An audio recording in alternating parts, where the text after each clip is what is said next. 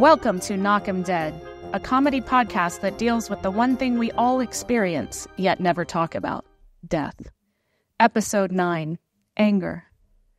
Anger, but not just the regular anger at the mouth breathers you find yourself surrounded by in traffic on a regular basis, but anger at the dead. Yeah, that's right. You're hacked off at someone who doesn't even exist anymore. They're just a soul in heaven, rejoicing their arrival at the Golden Gates, being fitted for celestial wings, and you are pissed. Maybe your dad treated you like a Venezuelan refugee during the Trump admin, called you a loser and pantsed you every time a girl came around. Or your sister thought she was the one who could eat cheese, smoke 3 packs a day, and scientifically determine the exact right dosage of fentanyl. Or maybe you found out later that your mom had been secretly mainlining In-N-Out cheeseburgers directly to her diseased colon while you were trying to save her life by feeding her raw kale and fermented pickle drinks. Okay, that last one was a little too specific, but I'm fine. And now you're picking out a box for them that costs more than your car. But you know this anger won't make a difference except to make you miserable. They're not even here. And you know that anger may turn you into the person you're in a supernatural square-off with. Could you just let it go? Could you forgive them for being human, which is really just a series of making crap choices and then death? I'm Rachel Bradley, with my co-host Christopher Titus. This is Knock 'Em Dead. And by the way, I think Darth Vader needed a casual helmet. You know, because it's really severe. It's like I get that's his Friday nighttime. That's his cocktail helmet, but he needed something easier to put on when you got to run out for Starbucks. A picnic helmet with a little bill on it. Okay. Damn it! I forgot the cheese. Okay, we're not cutting that. We are rolling from that into hello, welcome to another episode of Knock 'Em Dead. We are here today. I'm Rachel Bradley, my co-host Christopher Titus. Hey, people. We are here today with one of our favorite people, someone that we have known for a very, very long time because he's really old. And his name is Slade Ham. He is a brilliantly funny comic. He coincidentally has a new special coming out on April 2nd on his YouTube channel, Slade Ham. The name of it is Signal Noise. Damn, is it well done. Damn, is it well done. We were just talking about how so much comedy right now is everyone just going up at their local pizza parlor in the corner and filming it on an iPhone. And the production value is amazing. And I always, it's funny because even the problem with this, he's such a good comic and he's so insightful and him and I both are fans of Bill Hicks and Carlin, and we want to go there. And so many guys, like they got their porn bit, they got their dating bit, they got their women are crazy bit, and then it's just shit. And then, and so, but sometimes then you get a good guy who tries to do like Kyle Kinane, great comic, does a special that's against the wall and the thing. It's not, and I always go, Kyle needed them to put $1,000 into his special because the quality shows up. And I saw the beginning. I haven't watched the whole thing yet, but I saw the beginning. It looks so good, man. Thanks, man. I'm of the belief, especially with this much out like it is today, it's just bombs over bullets, man. I don't want to paper cut you to death. I want to come in and go, look, this is what I do and it's quality. And if you want more, there's more. Right. But this concept of just filming myself every time in case I accidentally get a good piece of crowd work and my cell phone's full of crap and I made fun of that this week at Cobb's. I do this thing where I talk about when I ran away and I ask people how young they ran away and there was 4, 5, 6. And then I talk about how far did you get? And then I do bits on it. And I go, there's my crowd work section. Cause why do the material I spent 2 years perfecting, making it great? Why don't I just throw some at, hey, are you guys dating? Why don't I just do that? And it was San Francisco. So they were like, okay, we get, all right, you're right. I want the crowds to go on strike for the unpaid work they're doing. Seriously. Yeah, just guy folds his arms. We're not doing it. You are supposed to write the jokes. I'm not paying $19 for a fucking goose and soda so you can ask me questions, asshole. That would be the best.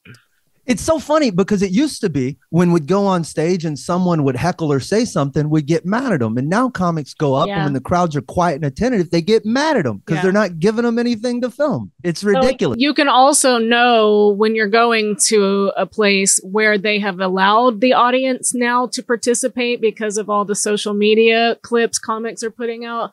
Because suddenly used to places, they were very well behaved and let you do your show. And now they yell out through the whole thing. I think this boom of comedy and all of the bad crowd work kind of benefits us when these crowds get, it's like a bunch of crowds showing up and getting into amateur fights. And then you come in as a Golden Glover and someone mouths off and you just knock them across the room and you realize that everyone's idea of comedy is the comic goes, so what else is going on? And someone in the crowd goes, I'm a dump truck driver. And they make some dumb joke about it and move on. But they don't realize that there's a whole algorithm and calculus happening in my brain. And I'm not here to listen to you become a TikTok star. Right. I've got A, B, C, D. I'm heading to Z. Shut the fuck up. And by the way, I can deal with you, but that's not what you paid for. That's what I look at. Anyways, so let's get to Knock 'em Dead. So we were talking about, because you and I had a quick conversation, and I don't know this whole story, but this episode we were talking about being angry at someone that's no longer here. Because although the bodies leave, the shit they stirred up when they were here remains. And sometimes their physical shit is still here. Sometimes it's on the way. You know they're on the way to dying, and they've chosen to continue to act horribly to end their lives. Right. And it's like, I always feel, my father, here's how I feel with my dad. My dad had at 2 heart attacks. I was like, bro, you should probably stop smoking. And he's like, yeah, I should. I probably should. And you should probably stop drinking. Yeah, I should. Blurb, blurb. And then 3 heart attacks and then 4 heart attacks. And there was a day I realized I was so fucking angry with him that I was losing time with him. And when people are on their way to dying and you can be angry at their behavior, but what I learned was I stopped being angry one day because I realized I was angry with my time with him, and my time was finite. It was going to end. Yeah. And so I stopped being angry with him. And that was an insight. And now it can still come up because he could have been here a couple more years, but he decided not to because he wanted to do what he wanted to do. So do you have any of that? Well, so recently, and I'll be delicate with the situation. A friend of mine. You don't have to on this show. Well, no, but I because I'm tiptoeing through some of it myself. So about a year ago, and this has been the last 2 years have just been, and part of it's age, right? I get it. People aren't going to die slower the older we get, right? But it's been when you throw a couple of suicides in there and some other stuff, you're like, you guys got your thumb on the scale. This isn't supposed to be this many people in this stretch, right? So a friend of mine had cancer for the better part of a year, and I'd known about it, and it had gone up and down. And when it's one of those people that I've known my whole adult life. Like, it's a guy I became friends with back before I did comedy, before the crazy relationship, back when I was living in Beaumont. This dude has been in my life for all of the major things. They're just always there. Hey, what's going on? They've been in my life for 25 years. And like a biographer. Basically, like, that dude, yes. If you ask this guy, he's like there for all the waypoints, right? We've been drunk in Mexico, eating tacos for $1. We've been top of mountains. We've been just, hanging out with each other in our worst and best moments. That's what I was thinking. He could actually be star witness. Yeah, exactly. All of the above. There's a lot of things he knows. But cancer, when you find out someone has it, and Rach, that you suddenly start to, wow, I gotta figure out what my relationship with this person is. Like, I know what it is, but I don't know what it is with a stopwatch. Right. Wow. That's putting a clock. Yeah. How often are we going to talk? What are we, checking in with them, this and that. So we start having these conversations about stuff we never talked about. Right. Just even silly stuff, just a lot more frequent. And he got on, when you find out something, like, people in your life and things about them and they don't really affect you, so you don't think about them that often.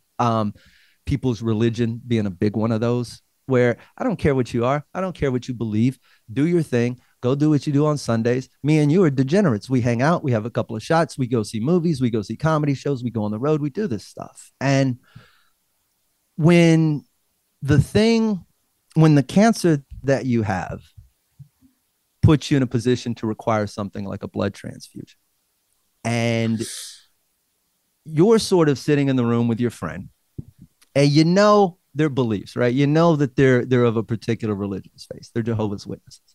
But I don't know what the fuck that means. You know what I mean? It means I don't say Merry Christmas. That's what that means. It means I accidentally said Happy Birthday one year. You go, we don't do that shit. And then we never talk about it. Wait, is that a thing? You can't have Prince. Yeah. I was going to say, you guys should both know about Prince, Jehovah's Witness because of Prince. There's an interview where he says you get one birthday. That was your birthday. No way. Yep. So no celebrations, no acknowledgments of a bunch of this stuff. And I am sitting in here. I show up to the hospital now. Things have gone terribly south. I get the phone call. Hey, you should come. So I show up and I get to sit there and talk to him for a minute, but I'm trying to figure out the status of what's going on in the room because the doctor comes walking in and I'm new to this scenario. I just know he's got cancer and that's it. And you sort of come in and things start registering. You sort of look at the whiteboard on the wall and you see the words "no blood" like written in big letters and circled. And then you see the doctor come in and you see him talk to your friend and ask questions like, do you know what year it is? Do you know what day it is? Do you know who all these identifying questions. And you go, I mean, he wasn't in bad. We were just talking. What's going on? And then the doctor goes, I just need to make sure that you're making this decision. And you're just sort of weighing all this out. And then the doctor, and when he goes, yes, look, man, we read faces for a living. I'm a stand-up comic. I can read micro expressions better than any detective, TSA. This is what I do.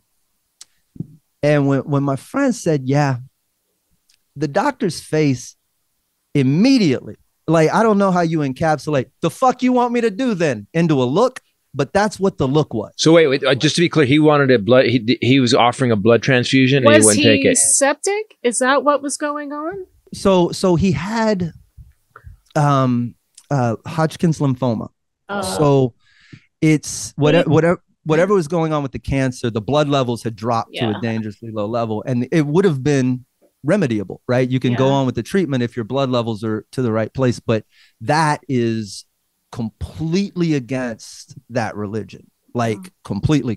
It's in Leviticus or some nonsense. There's a line of poetry that says you can't have blood, and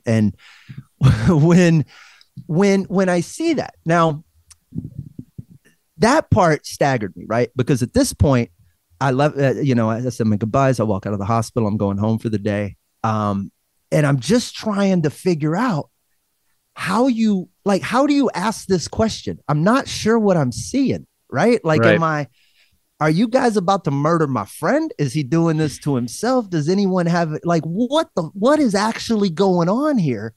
And that I spent about a week in that unknown spot. Very, very uncomfortable and not willing to ask anybody, any more details. I was just trying to do my own research. Were you trying to? Well, my question is this: were you mad about this? Because at one point, when people start to tell me, by the way, God says I'm not supposed to do this. Well, do you believe in God? Yes. Do you believe that God created everything?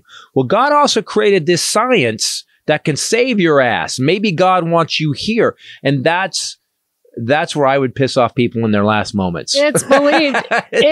Well, you would piss them off all along too. It's believed, and you're right, it is in Leviticus. It's in a couple other places too, that it's a deep-seated religious conviction that Jehovah would turn his back on anyone that received blood. Right. So the all-loving, caring God would turn his back on you. Just want to be clear. That's the part I struggle with. So there was and in the Jehovah's Witness faith, they don't, and I could be making, I don't know for sure. You're roughing it. Let's Wing say it. Go for it, Slade. I think that when you die as a Jehovah's Witness, you don't go anywhere. You just fall asleep. Like, you're just unconscious. I'll find out. You just look it up for me. I think you just go to a room and they're like, hang out. And then if you're one of the 144,000 that gets the golden Willy Wonka ticket, or so, then you get to go to the chocolate. I don't know. I remember this. There's a number. Right. You're right. I remember this. When a person dies, existence just completely stops. They regard the soul as mortal based on another line in Ezekiel that the soul that sins shall die, and thus believe that the soul does not continue to live after one dies. It sounds like this Jehovah's Witness people that came up with this thing really negative. Right, 144,000 people. So of all the people, so there's only first of all, I haven't won the lottery. I don't win shit, so I'm not going. This is just based on the numbers. I'm not joining this. No, I can't. There's no way I know me. I'm not going to be at the top 144. Of course you're not, especially when there's been 100 billion people before us. And my God, Betty White's for sure in there. Right. Bob Barker, right? We're not beating either one of the two of them. There's 143,998 slots left, and we're fighting with 100 billion people for those things. You know what? Give me the blood. I think I'm gonna stick around for a little bit longer, and maybe go get a shot. Yeah, become a better person, and maybe get a shot at the 144. You like that's why Prince was so cocky, because he know. Oh, I'm in. Prince is like, I'm in. Why? Have you seen what I've done? I'm in. Yeah, I moved Ben Franklin to the side. I'm in. So I sat with that for about a week. And then knowing that was the belief, I got this phone call. This is so terrible. I got this phone call from his wife the night he had, this is all how much I'm divulging, but he was in this hospital in Houston. And then when they got to that point where there was literally nothing else they could do minus a transfusion, they just put you on hospice, right? All right, we'll give you some meds till you die. And they decided that he wasn't going to go back to the house. And I don't know that he decided that, but it was the text I got said, I got to live in this place, and I don't think I can do it if he dies here. So we're going to move him to hospice. Yeah, that's the look I made. To hospice up the street. And so they move him about a mile or two away. And when I go, text me with the new address.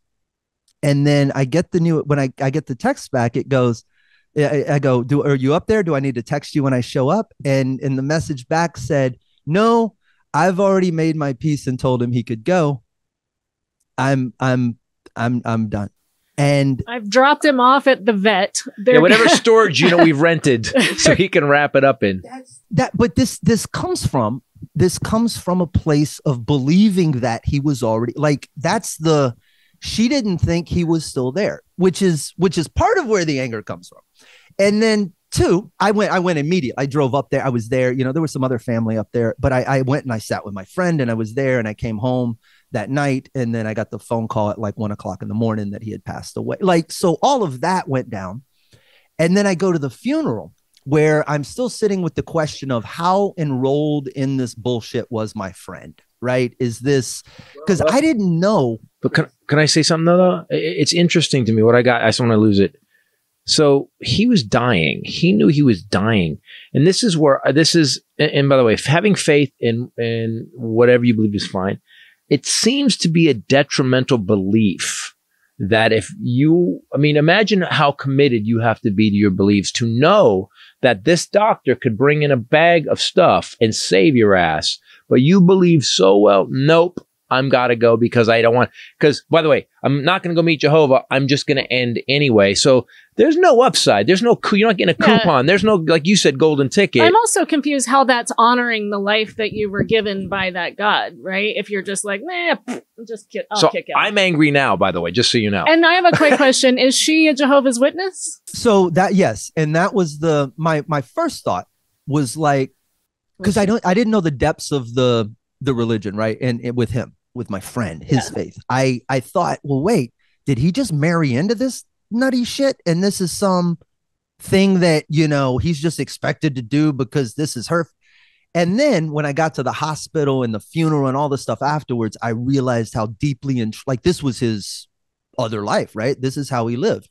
It was listening to, mercifully, one of his cousins is a dear friend of mine, and also he has extracted himself from, as he says, at the cult. And he and I were texting back and forth through the whole funeral, as Rachel, we would.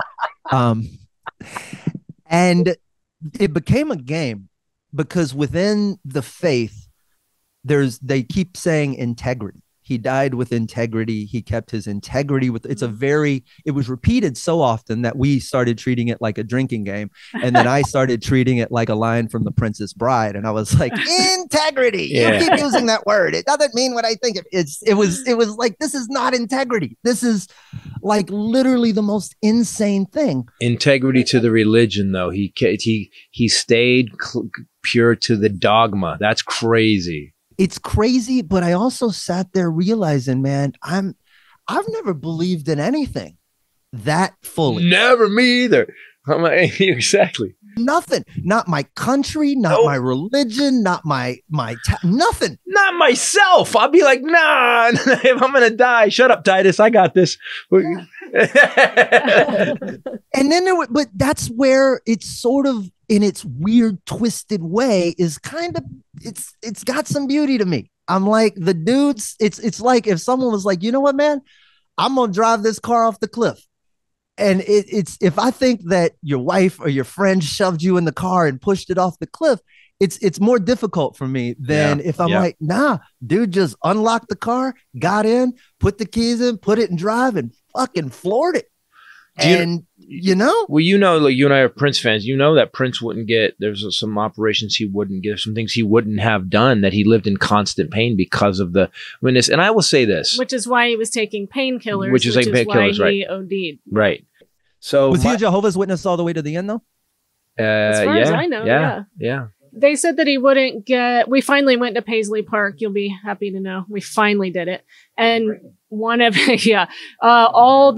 all the shit he never would have sold that they're now selling. Yeah, everything. I was mildly offended in the gift shop. That's what I'm saying. But his buddy actually led our tour, like a childhood friend. Since high school. Tommy, they knew him since high school. And I don't remember where I was going with that. But point being, I guess I was just bragging to rub it in a little bit. But because we know, you're right. He was in so much pain, but wouldn't do what he was supposed to do to fix the problem because of this. Yeah. So he couldn't get prescribed medication. So he was getting it illegally, and which is how it was laced with fentanyl. And he didn't know that. So that all led to him dying in an elevator, which is ironic. And that's why I am angry too, because my dad's religion was alcohol and cigarettes. No, I'm just saying it's the same thing where he believed in that more. He believed in his comfort with cigarettes and alcohol, and he could have lived longer. And so sometimes, and I know people, I try not to walk around with anger about it, but I do get that. Like, it seems like it's needless. What you just described to me is needless. He literally, an injection in a tube, bro, you're here longer.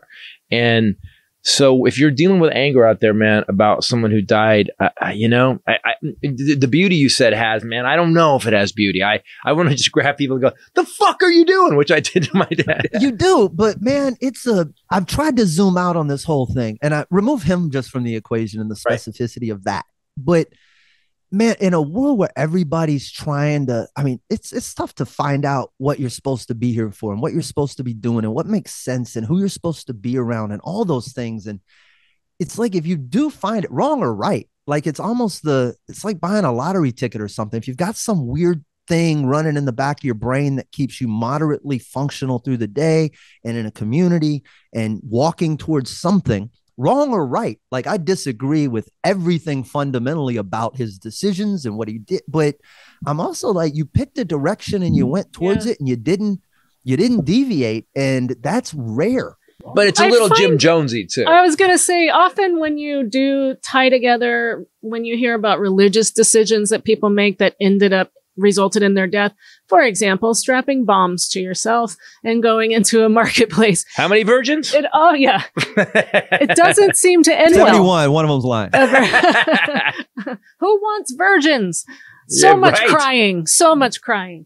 And teaching. What about your dad? Did you have any anger with your dad? Yeah, but it came later. Like my anger with him had nothing to do with the way he died, right? It was just, what were you going to do? Right? So you got to tell, if you don't mind telling people, but that stood out to me because that was really my first encounter with one of my friends losing a parent. I still remember it because it was so I was talking to you guys through all that. Yeah. When you told me, I was like, no, wait, what? Because he was in a coma at first. That was the first call I got, I think. So in October of 2007, he had gone in and had heart surgery, and they had replaced the valve and done some work, and some of it got infected. So he went back in December, and they went to remove the infected part of the valve, and it was so far up that they had to put him into circulatory arrest. So they take your circulatory system offline, and he had a series of strokes while they were doing that, and then went into a coma. And I canceled, I came back in. I was on stage the night I found out he went into a coma, for God's sakes. But I came back and spent that month sitting there with him and dealing with the fact that, Dr. Aaron, I was mad, but I wasn't mad at him. I was mad at the circumstances and this and that. And then later, it wasn't until many, years later, I was going through my baby book that my mom had given me. And in the very front of it, it was my mom had written this thing down about how when she had come out with me, or I had first been born, my dad had yelped in the waiting room, and he was like, I finally have a son. I finally have a pal. Like, it was very specific verbiage that just kind of stabbed me a little bit, because it was towards the end there, we had reconciled, but we weren't like pals. We weren't like the way a father's son could have been his kid. And I knew all the ups and downs and all that. So seeing that was one of those things where it's like, damn it, why did we never, why didn't I get that dude? Why didn't we figure all that stuff out? Yeah. But it wasn't anger at him. It was just kind of just that, I'd have played that level different if I had it. But we were still it feels like we were kids still. You weren't kids. That was part of something. We were kids. I was 30 years old when he died. 31. Okay, well, we still acted like children. Yeah, there you go. Especially when we were together. I will go with that. And 31 is not a grown ass person. No. There are plenty of people that have. I honestly didn't feel like I became an adult man until I hit 55. I honest to God. How old were you when you decided and figured out communication with your dad? That was about 34, 33, where I had to kind of give up everything and hear him differently. Yeah. But he didn't change. That's what I mean, change. Though. That was the you weird matured part. enough. I don't know if 31. I don't think I was in the perfect place with my mom when this happened. Well, my son's 19 and we're screwed. So. I wasn't mature in a lot of ways, capable of processing that. It was just, and it's the lifestyle, right? I was a road comic, and I was running around, and everything in my life was kind of temporary. Yeah. So when you were dealt a permanent card like that one, it was like, okay, hang on a second. This is all of life is supposed to be about 3 days long, and I just got dealt this forever card. So what now? And there was just so much growing up that had to come with that. That was a rough era. Did you ever feel angry at the doctors? Was there ever that? Yes, but because I didn't have any specific person or thing I could point to, because it wasn't there. I was focused on spending the time with him. And then my brother and I, and we all kind of talked about what the possible roads would be in exploring that and seeing if there was fault. And we all just kind of sat back, and it was like, man, I don't want to spend the next however many years just in a protracted battle over my father's death and trying to, he's gone. It happened because he had heart surgery. We're talking about specifics, but that's what happened, and I think what's more, and this goes back to my friend and also my father and everything else, why I've been sitting with it the way I have, I think, and trying to put it down and talk about it the way I am and sort of see it from this view, because I don't think that what happens in our lives is nearly as important as how we record it and how we choose to take it going forward. And I realized with my friend, I've literally been at this crossroads for the last 2 weeks. Is this going to be me running the rest of my life out pissed off at this guy and sort of discounting 20 something years of friendship and going, man, he's just a fucking idiot. If that's what he really, that makes me question everything. Or do I go, you know what, man, he did it his way and I got the pieces I got. And I'm just going to sit with that and take that with me. And I think be okay with it. That's wise. That's older wisdom. That's it. Yeah. You putting the filter on it, picking the filter that you are like, you know, I can put this filter on it, but I'm gonna put this filter on it. Cause at least, and I can walk every day without being pissed off. It's the most important thing. I've got too many stories from my past that are terrible. I wrote them down a certain way and I never unpacked them and repacked them back up properly. And those things stayed with me. So I don't want this to be something that I'm mad at in 20 years. When you went through your dad's stuff and looked at the stuff your mom was without it, we just went through it with Ray's mom. And what do you guys think about this? This has been kind of going with mine. That took 7 years to get that storage unit cleaned out, right? Mm-hmm. And then we got it done, and that last midnight thing out on the beach. And I'm getting choked up. I felt like it was the most healthy thing we had done. Mm-hmm. And so many people don't want to go through the stuff. Like going through the stuff is a bitch. Well, so see, the problem with my mom was she was a professor in the Middle East. She was in the middle of living her dream, finally making money, traveling everywhere, respected, wrote a book. She was going to Rome to speak on it. Found a great husband. It was all finally happening and it just got chopped off. And so she had moved to the Middle East and put all of her things into these 3 storage units. And then she, came back, never got to go build that house. She had bought the property, got the plans drawn up, but so the stuff sat there. So it was impossible the first year. And then finally my sister and I, we started diving into it, but I think even my sister was over it. My brother never went. He didn't want to deal with it. And so I lost my grandma this past year and the storage units were where she was. And I thought, I can't do it anymore because I did the math and I thought it's been 7 years and I still have so I told my brother and sister, I'm going to clean it out. And we did. We were in the middle of a 2-week run and we side tripped down there to do it. And it is I burst into tears when it was over because I was free. I felt free finally. And also interesting, I closed my current show talking about spreading her ashes. Well, in this storage unit, we're going through boxes and pictures and kind of meaningless stuff. It's amazing how much shit we save. Beautiful piece of pottery in there. Beautiful. I'm taking that. Why is it so heavy? Yeah. Oh no. My stepdad, I guess, had divvied some into snack baggies. We didn't get rid of all of Mom. She'd been living in a storage unit in a jar for about 7 years. But we didn't know. So the whole closing bit of my show, we're spreading ashes because he and my stepdad had to get the urn open by setting it on fire because it was glued. Because it was glue, we had to melt the glue. And then when they told me that they set it on fire, I lost my shit because I was like, "Oh my god, you set her on fire!" I was a wreck. And what were they gonna do? Yeah, she'd already been cremated too. This is the second time. So you can't do a twice baked. Anyway, he did. Twice baked mom. So then please make a note. He put her in, that's a tag. So he put her in those little snack baggies, those little ones, not the sandwich, because you could only... the drug bag. Yeah, because you can only take my mom in small doses, And so we spread her ashes, and it was beautiful. Well, I guess he never finished. So there she was for 7 years in the back of this storage unit.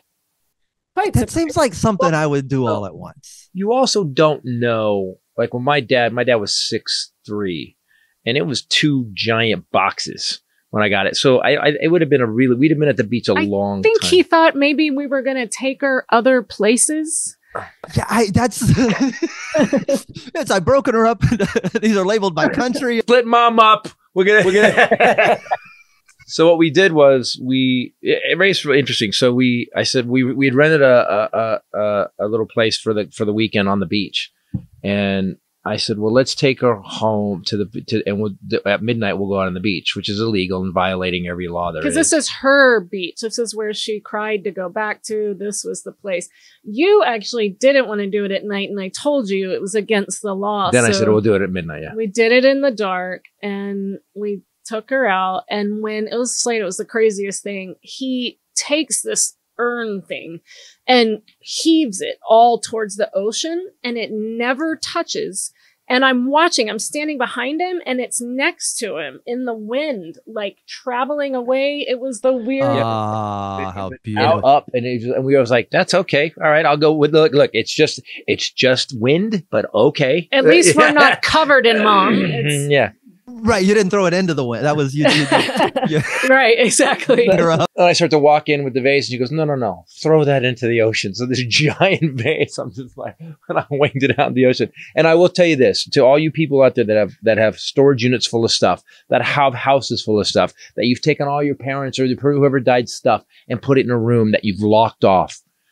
I will tell you, going through the stuff and cleaning it, for me anyway, it didn't change anything I felt about mom. I didn't feel like we lost mom. I didn't feel like any memories changed. I didn't feel like... I was happier. I was happier. It was lighter. It was almost like we have now set it free, and we still have there's no longer a heaviness connected to it. And so if you can... as much as Slade's talking about letting your anger go, finding the filter, finding, because the forever card, dude, I love the way you said that. You get dealt, death is the forever card. When it happens around you, it's such a brilliant way to say it. Because I remember when my dad went and it slapped, and I was like, mom, not so much. I didn't feel it because I didn't know her that well. But when dad, I was like, oh shit. And life changes. The forever thing was what freaked me out the most. Forever? Like never? I'm never gonna... Everything's got takebacks except that. That's the one that you can't do anything about. The room full of stuff, or the storage unit full of stuff, kind of comes back to the same thing, right? Like where it's as long as it's sitting in that room, wherever that place is, it's that weird Schrodinger's mom kind of situation, right? Yeah. Like it's whatever's it's I don't have to know, I don't have to cry, I don't have to deal with it. But if you don't, then you're sort of walking around. You're doing a disservice. You've got a false version. You're pulling a trailer. A trailer. It's extra effort. Well, you're pulling a trailer, but you're pulling a trailer full of stuff that might not even be stuff. Like all the things you're afraid of are in there. All the things you're terrified to confront. All of that. You're supposed to do it because that's the stuff you're supposed to take with you going forward. Not the unknown. I'm scared to go in there. I don't want to deal with it. You're supposed to have the rest of your life to have these people in a proper place in your head. And the only way you get that is by reconciling it all. It sucks. Nobody wants to do it. But also it doesn't. I just got something. We were going through your mom's stuff. She was an artist. We didn't realize her mom was always an artist. Sharon was always an artist. And as we're going through these boxes, and there's all these art pieces of different mediums, and like you can see how she got better. It was interesting to go. So people, if you have this, go through it, because the story of your mom's life and who she was and what she committed to.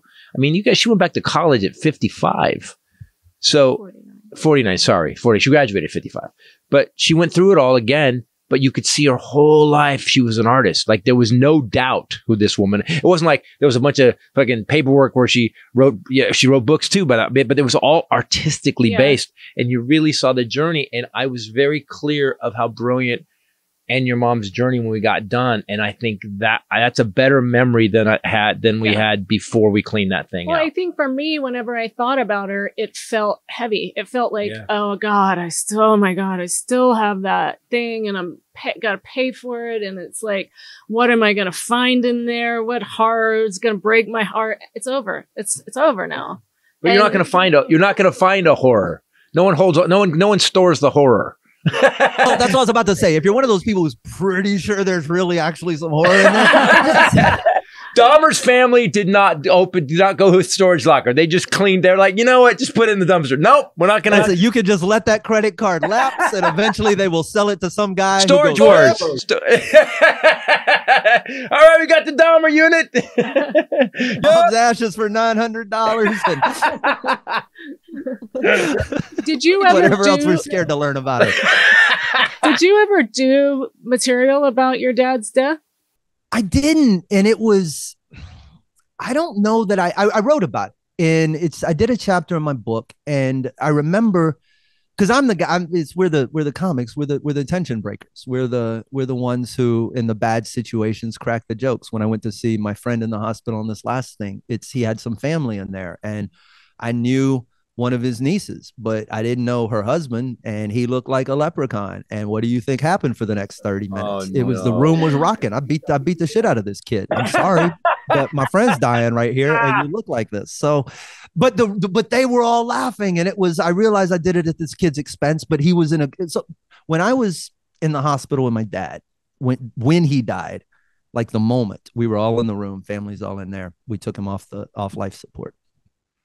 And everyone's crying, and I hug my brother, and it's all somber. And my brother and I are like pressed up against each other, and my cell phone just kind of vibrated in my pocket, and we're just like crying. And he just goes, "Tell me that was your phone." Because we were and it was like my dad's right there, and I pressed up against and for him to crack that joke and us all laugh, it's like, we know comedy is just breaking tension, and there is nothing more tense than those moments when you're sitting in it. And that's me and my buddy at the funeral, texting back and forth about integrity.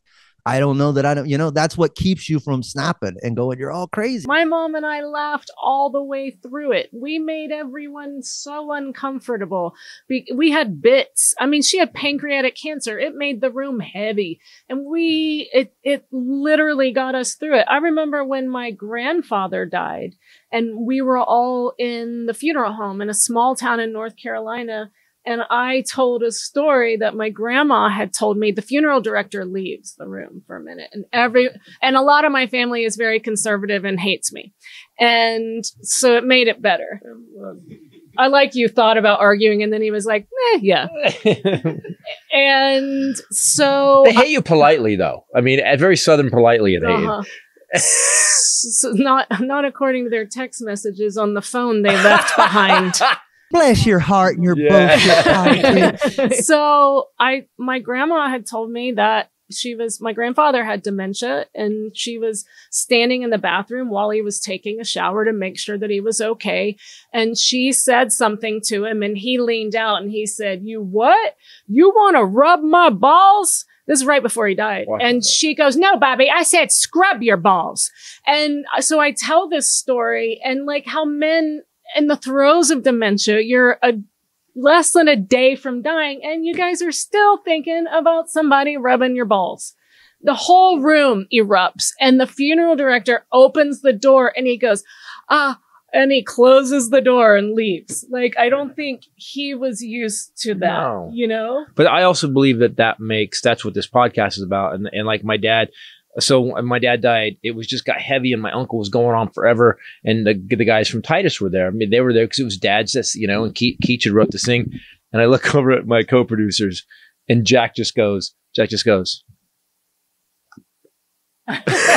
So in the middle of the funeral, it was kind of like, and we were like, we don't know. So you got to also love the people that make the funerals weird, because like you were texting back and forth. Okay, well, then we're going to have fun with this now.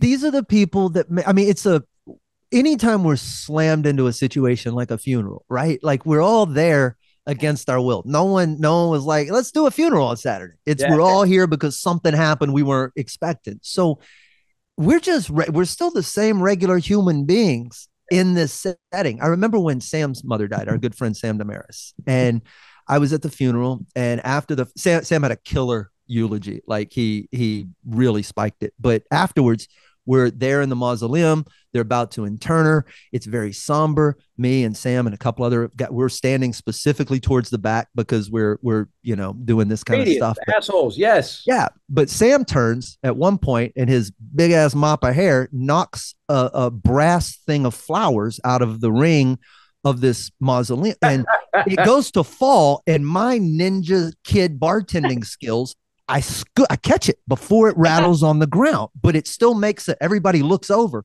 and I'm just and I hand it to Sam, and I go, "I got your mom these flowers."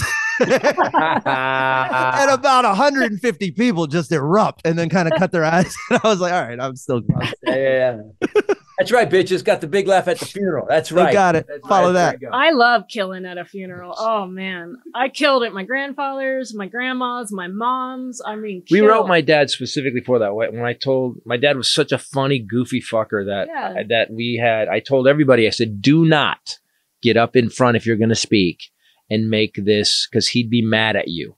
And everyone, except for my uncle, the weird uncle who tried to make it, he tried to turn it into a tent revival. Everybody else got up and told, like at one point we were like, I'm feeling guilty because he's right there in the box. And by the open casket, not my favorite thing, not my favorite thing. This is horror. Okay, let's start now. And, but I remember everybody just nailed it. And we've been taught our whole lives to take, the word celebrate his life instead of mourning his death. It hit me that I really understood what that meant. And I think if you guys can take anything who are listening right now, that is clear out that past, clear out that storage unit, because you're not clearing the past. You're not getting rid of the person. You're actually finishing the story. You're picking the version you're going to take forward. And I think it's such a delicate personal thing. And it really requires you to take some care with it. Like you shouldn't be callous with the version of that person you're bringing with you for the rest of your life. Right. Or have them haunting you from a storage unit. Like not knowing the truth. You know what I mean? Not knowing the truth about it. Check the storage unit, make sure they're not there anymore. That's a great point. Actually, a good point. The whole theme of this podcast is check every box in the storage unit. Oh my God. Man, I thought my mom came in a lot of bag. Turns out she was a baker and this is just flour. And I've been distributing Pillsbury. Oh, I love this pot. I'm going to take this home. No. It was because of that storage unit and me constantly going and staying with grandma to do a little bit more that she was very careful, remember? And constantly giving things away, cleaning out her house. She was 89. She knew it was coming. She was very pragmatic. And she always said, I am not leaving you with a mess. And she didn't, man. She locked it down. I cleaned out her house in 3 days, I think. Oh, man. And when the people showed up, wow. It was wow. Remember how stuff got cleaned out? I showed up, I went somewhere, I came back, and it was like shit was gone. I'm like, what? People obviously had a list. Right. Yeah. Like those ants that eat monkeys, just time lapse it, leave it in white bone. There was a grandma's dying meeting. All right, who wants what? That happened somewhere because when I showed up at the house, I was like, what? How come? Okay. Well, she was 89. I'm not lifting shit. Okay. TikTok. I don't. Yeah. My grandma, like a week or two before she died, she asked me to write a eulogy for her. She wanted, not a eulogy, an obituary. She wanted to read. She knew I was going to speak. She was nervous about that, but she was, remember? Yeah. But she said, will you write my obituary? I'd love to read it. And I thought, what a great opportunity. Wasn't that, who said that we should, it might've been Warren Buffett or somebody, but that you should write your obituary first and then try to live up to it. Oh yeah. Yeah. I'm doing that. Yeah. It's a good strategy. You should write your obituary first and then try and live up to it. Yeah.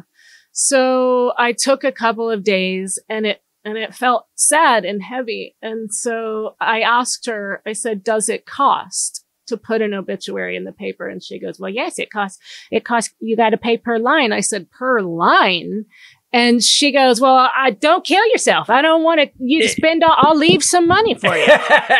Like that, because we had that kind of banter. Yeah. And so I went away again and I came back the next night and I said, I did it.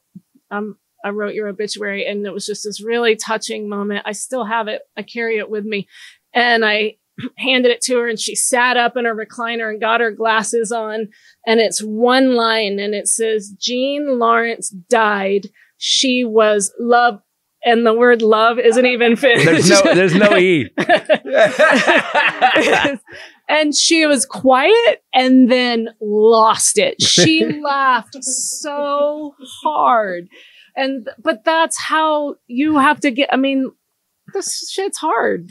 You have to, I can't, I try to put myself in that, right? You're 85, you're 90 years old. Like you're not There's nothing to cheat, right? There's nothing to work out and get, you can't eat better. It's close. You're like 1 or 2 more summers. And then I can't imagine knowing that. And I would think that I would want the people around me not to be disrespectfully flippant, but to also not be like, we have to treat you so somberly because any minute could be your last. I don't want to be that guy in the chair. I won't hang out with those people. But that's how I think that's important. And I want to get back to something I said about the eulogy. I'm not saying go up there and try to be a waka comic. I'm saying be as authentically positive and authentically honoring that person's life instead of mourning their death. Because by the way, that's there. Unless Trust they were me. an asshole. Then be just as honest there too. I was very clear that you can't avoid the upset of them dying. You can't avoid you could write, here's the most fun we ever had. I'm going to tell this story about the most fun we ever had. It will hit you just as hard. So don't you have to worry about being sad. You're going to be sad. Celebrate that person's life. And like you said, man, if I'm dying, for God's sakes, if you're going to be the one that brings it and go, hey man, you're going to, I just want you to know, shut up, shut the fuck up. Look, we all know it's coming. Didn't you go get me a slot card? Let's race slot cars for a while or some shit. What are you doing? I think that's why she loved us so much, was because we didn't treat her like an old lady. No. I traveled with her. We had fun. I thought I want to hang out with old people because they know so much. They have so many keys to stuff I need to understand, right. Like, do you know that if you get leg cramps and you put an unwrapped bar of Ivory soap under your sheets by your feet, it will stop? You're not going to find that shit out from a young. What are you, a Mexican grandmother? What is By the way, that's in the Jehovah's Witness book right there. That's in the, you got that under the pillow. By the way, it's the one thing I got from the Jehovah's Witnesses, the bar of soap thing. It's the craziest thing. I don't know if you know this. It's only 144,000 bars of Dove soap.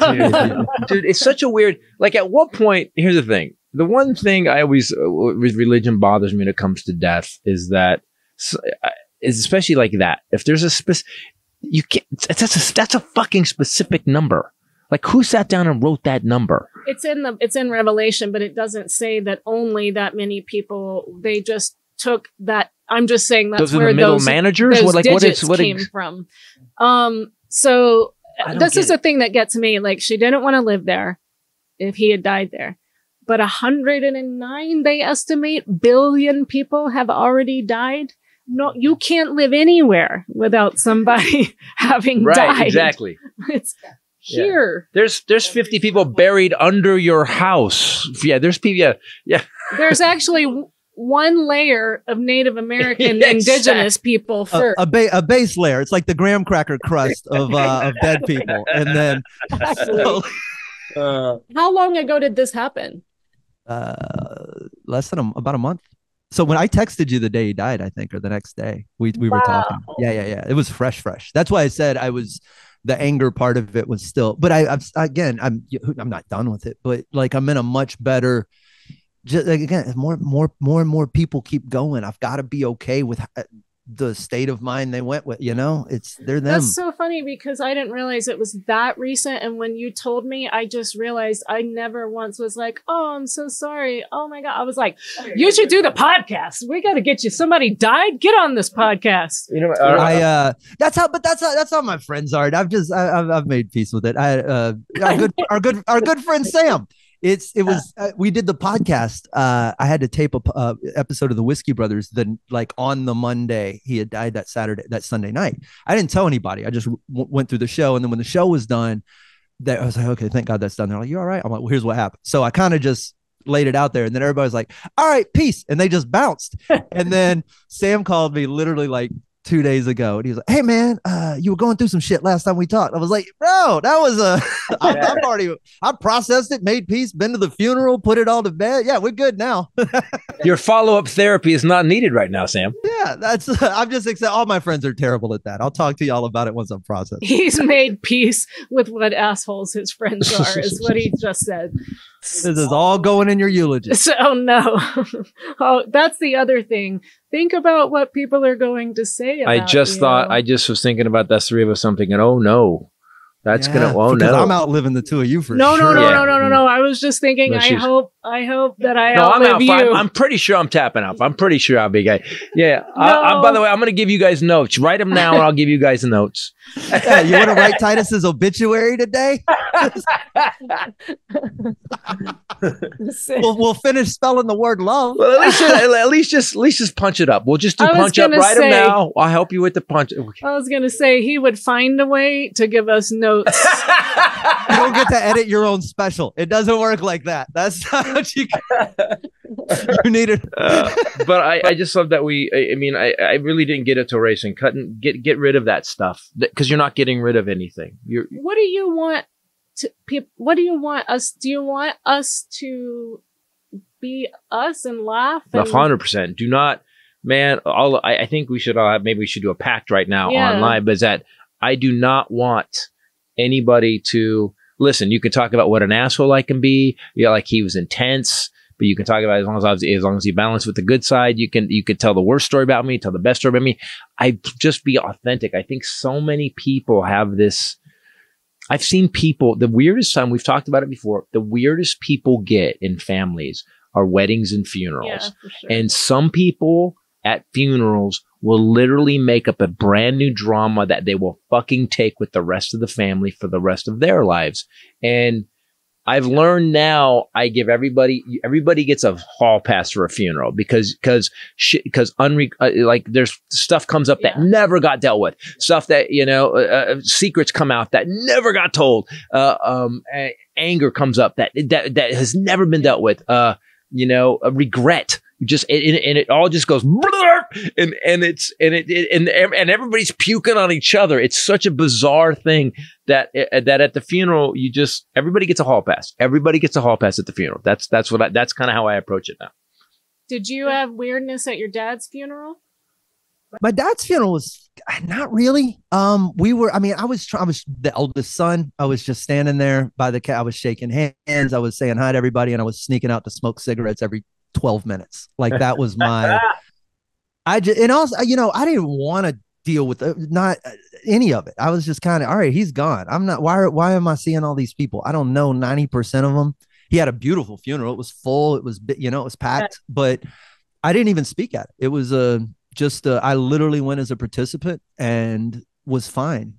As weird as that sounds, I just wasn't. So you were the weird one at the funeral. I was the quiet. I don't like to be a spectacle at a funeral. I show up if it was up to me, I'd never go to a funeral because the truth is like they're gone. That's not, funerals aren't for the person who died. It's for the people who are still here. I said before, they're like first birthday party. But that's my choice. That's what I say. Make it for the person that died. So many people go up and make sure that's why I want to celebrate their lives, man. That's also key to not just go to the funeral, go to the hospital. So many people are afraid of that.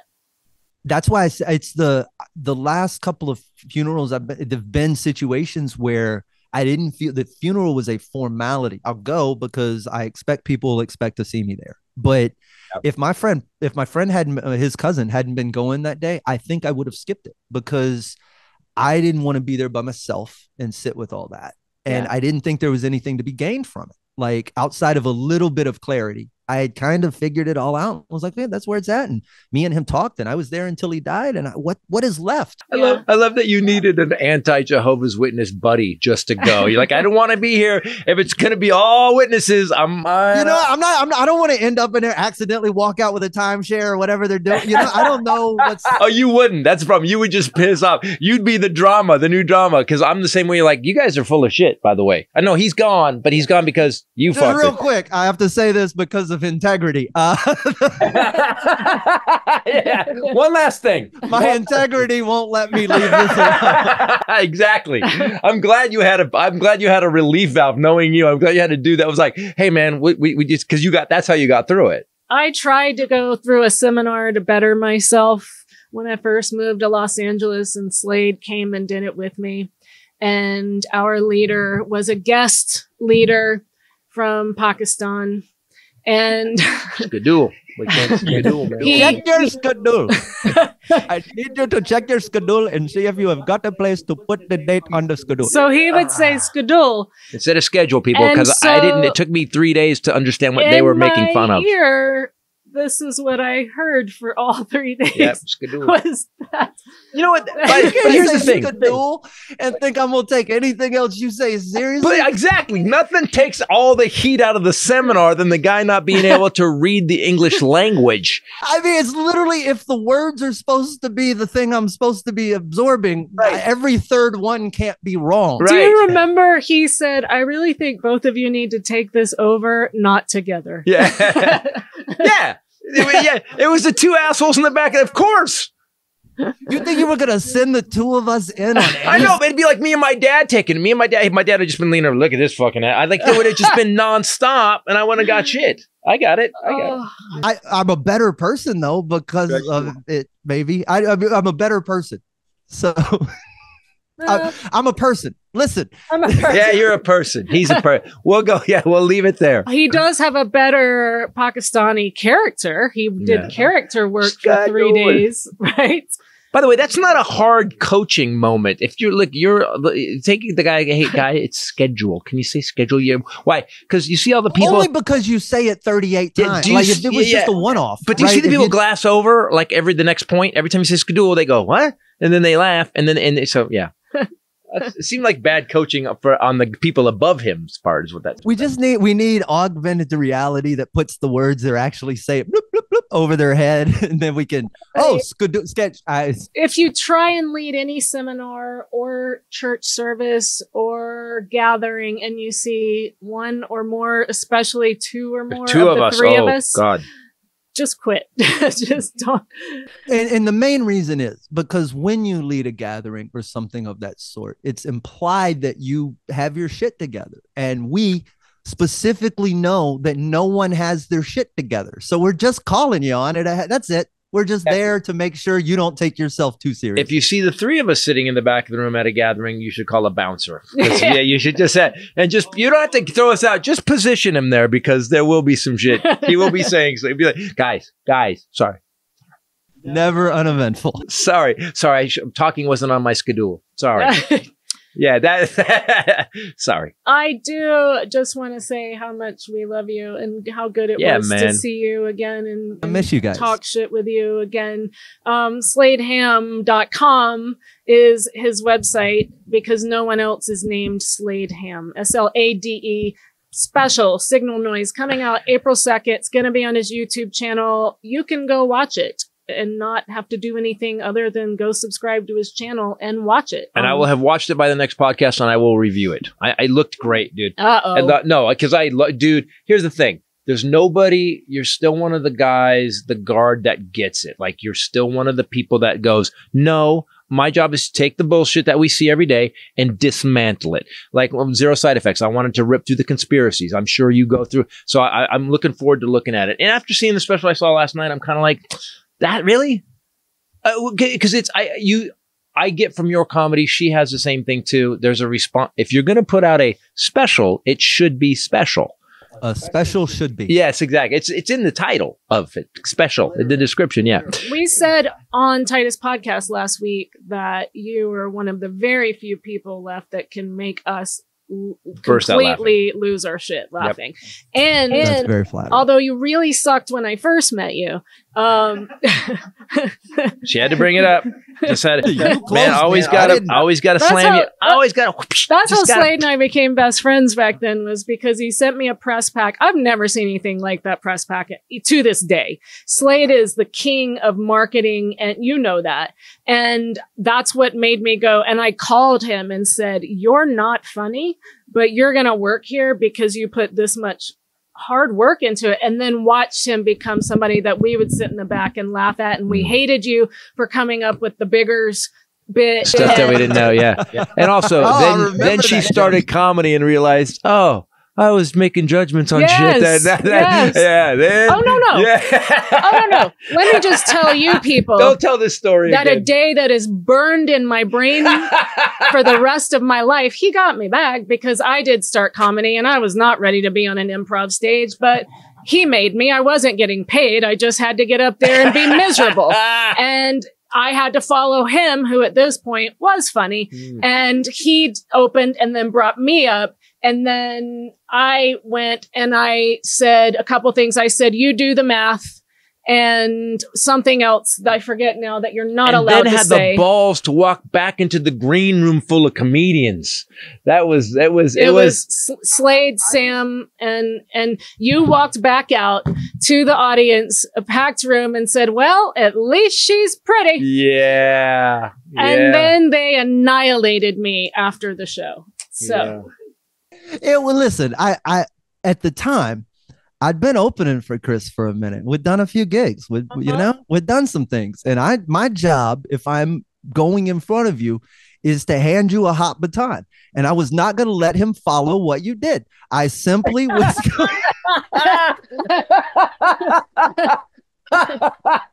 But also, see what I mean? It's reciprocal. No, but also every time we get a new guy, a new act, that's just gonna happen. You're just gonna get your ass handed to you.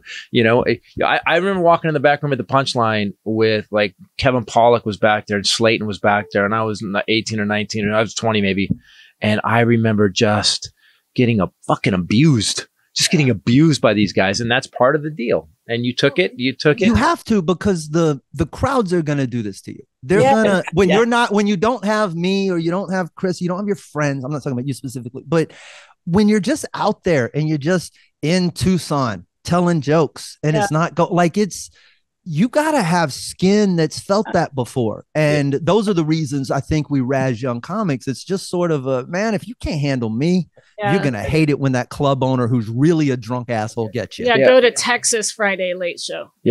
We create, our job is to create another gear that most human beings don't have. Where in the face of the worst adversity of a Friday second show, you can just drop into the anger and go, fuck it, here we go. And you have that now. I've seen her do it. She has the gear where she'll just go, you can just make a decision. It's like, all right, fuckers. And just boom. And all of a sudden they're like, oh, she doesn't care anymore. And I'm like, yay. Oh, is that a nuclear explosion? I'm going to roll the windows down. Come on. Dude, well, thanks for being on the podcast, man. It's great talking to you. As always, you always, every conversation we've ever had, you bring insight. I appreciate it, man. You guys are always fun to talk to. We should do more of this. I miss y'all. We miss you too. Well, when you get out here, man, come see us. Signal Noise, April 2nd, Slade Ham YouTube channel.